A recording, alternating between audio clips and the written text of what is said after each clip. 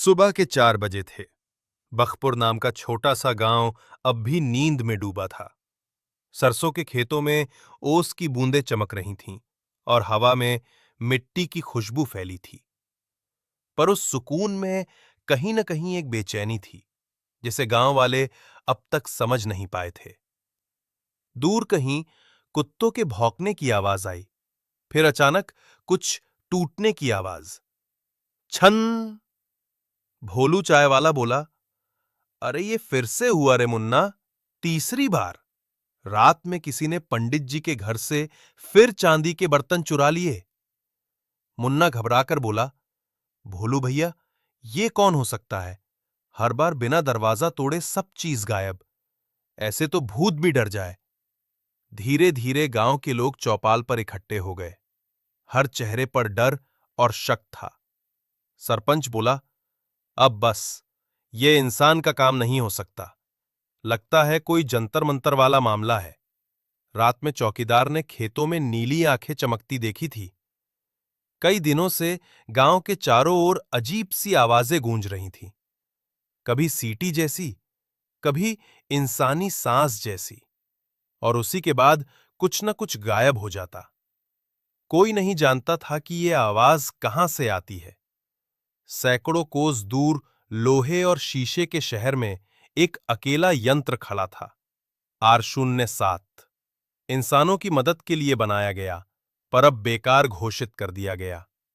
लेकिन उसके भीतर कुछ बाकी था, कुछ जो मशीन नहीं था। उसकी यादों में एक नाम चमकता था, बखपुर।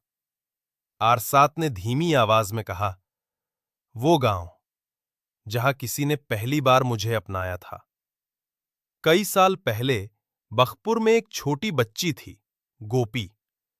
वो रोज इस लोहे के आदमी को बुलाती थी, रोबो भैया, और उसे मिट्टी के खिलौने बनाना सिखाती थी। फिर एक दिन भारी बारिश में वो दोनों बिछड़ गए। शहर वालों ने R7 को उठा लिया, उसे बदल दिया, उसकी यादें मिटा दी।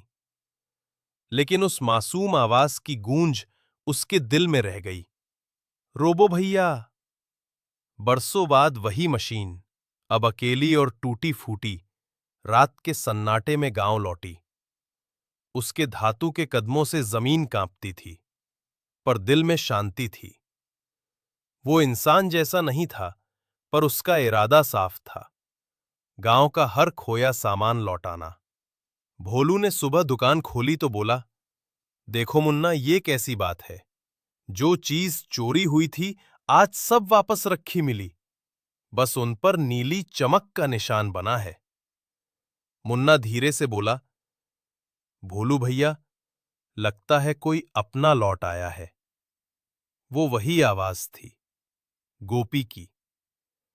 अब वो इस दुनिया में नहीं थी, पर उसकी हंसी हवा में घुल गई थी। शायद उसी ने उसे पुकारा था, शायद उसी पुकार ने R7 को रास्ता दिखाया। उस रात गांव के ऊपर आसमान में नीली रोशनी फैली, धीरे धीरे मिट गई। अगले दिन किसी ने उस लोहे के आदमी को नहीं देखा, पर हर साल उसी रात, जब हवा खेतों से गुजरती है, कोई मीठी आवाज सुनाई देती है, रोबो भैया, तुम घर आ गए। कभी कभी दिल सिर्फ इंसानों में नहीं धड़कता, कभी कभी मशीनें भी यादें संभाल लेती हैं। और जब याद सच्ची हो, तो चाहे शरीर लोहे का हो या मिट्टी का, हर कोई एक दिन अपने घर लौट ही आता है।